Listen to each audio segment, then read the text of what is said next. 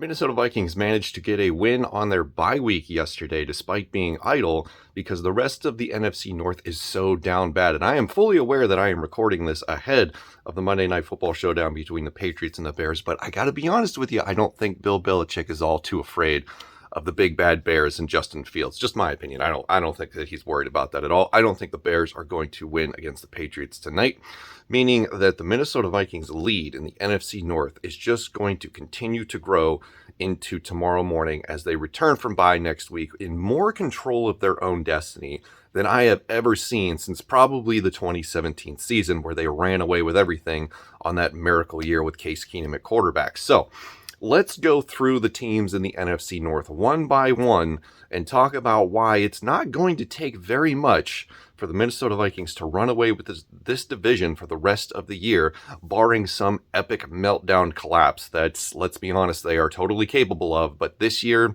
it seems like the cards are in their favor. So let's begin with the Detroit Lions, who fell to 1-6 yesterday after losing to the Dallas Cowboys. And unfortunately for this team, as likable as they are, they have one fatal flaw, and that is coaching. And if Dan Campbell was a good coach, or at least a good enough coach that we all think he is, he would probably resign, because until he does, they are going to continue to shoot themselves in the foot over and over again. And it's just going to be something that we have to watch unfold in horror for the rest of his tenure. This is the curse of Jim Caldwell. They fired him with a winning record, and since then I believe they've only won 15 games. With 3 years under Matt Patricia and now 1.5 under Dan Campbell, it has been nothing but disaster since they made that decision.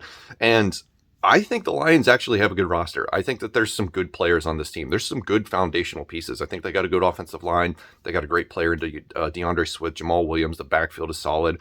Amon-Ra St. Brown is an explosive wide receiver. They got Jameson Williams coming off of IR pretty soon. He could be more dynamic than we ever thought possible. Jared Goff is a serviceable quarterback. You can make him look good, but ultimately they will have to go to the well and draft a quarterback next year, or at least hopefully for their sake that they do that. On defense, Jeffrey Okudah, I think, can be something. Aiden Hutchinson, the jury is out on him. He played, he's been playing better, but I think he got off to a little bit of a slow start.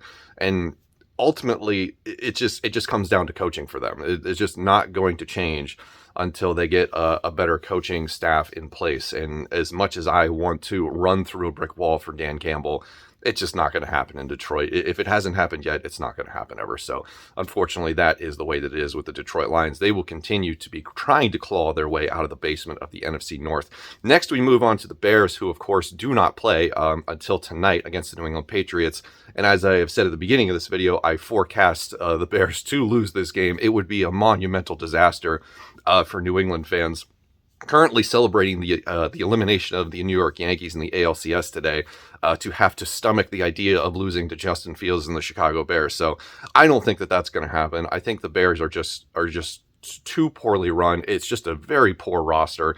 The fact that they've won as many games as they have this year is kind of amazing. So let's give credit where credit is due, is that they are not, completely crapping the bed in this situation. But when your best receiver on the roster is Darnell Mooney, and you just don't trust your quarterback to throw the ball, and you don't have a good defense, and you just don't have good anything, you're in for a bad time. So despite the fact that the Lions are worse, you could probably cement the Chicago Bears as the 1B team for the basement in the NFC North for the rest of the season. It's going to be a long rebuilding process, and ultimately, I think Vikings fans look at the situation going on in Chicago and they see what Ryan Poles has done, and I think we are all happy that we did not go with that route and blow up the roster, despite myself having called for it quite a bit. Not completely blowing up the roster, but, at least making the effort to start building towards the future. But the Bears are doing it in full capacity, and they will not be relevant for a couple of years.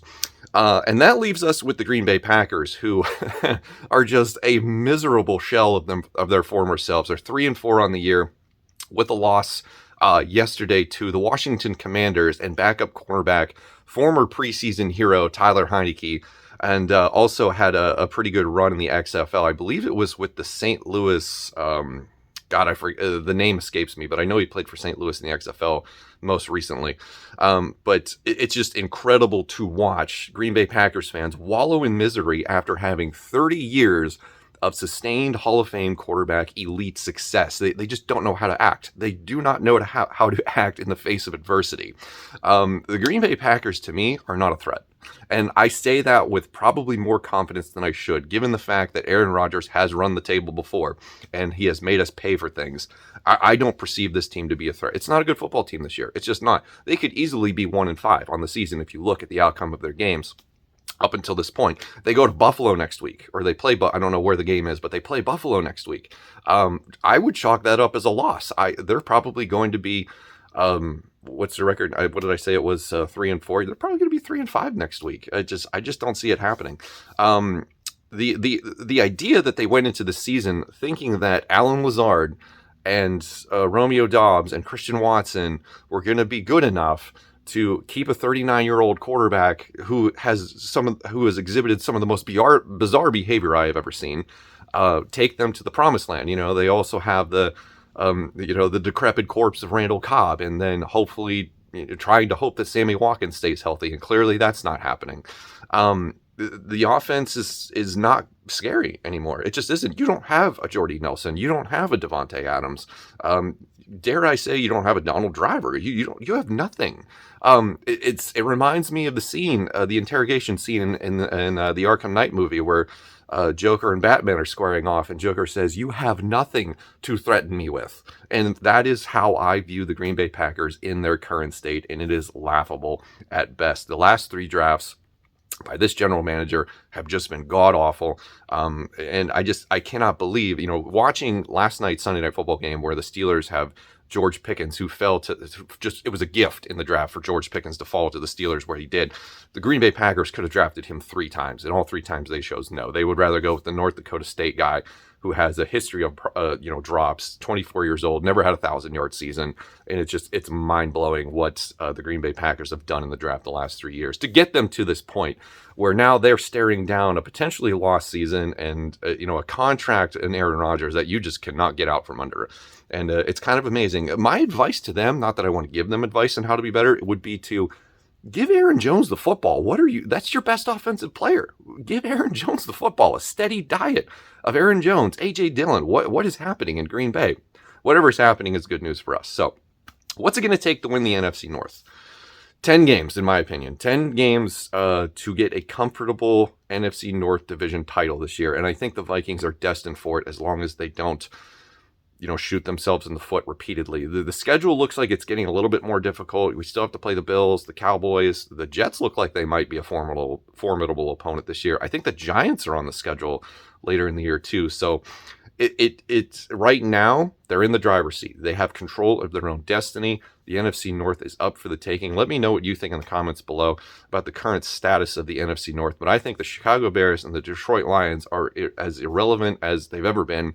And the Green Bay Packers, their days as the towering monstrosity of scariness in this division are coming to an end, and Packers fans don't know how to act because they are seeing the door slam shut on 30 years of sustained Hall of Fame elite quarterback play, because after this they've got nothing. I don't know if Jordan Love's the answer, and quite honestly I hope we get to find out, because they deserve to have some time where they are struggling to get to the playoffs. So that's going to do it for me. Let me know what you think in the comments below. Thank you for watching. I'll see you in the next one.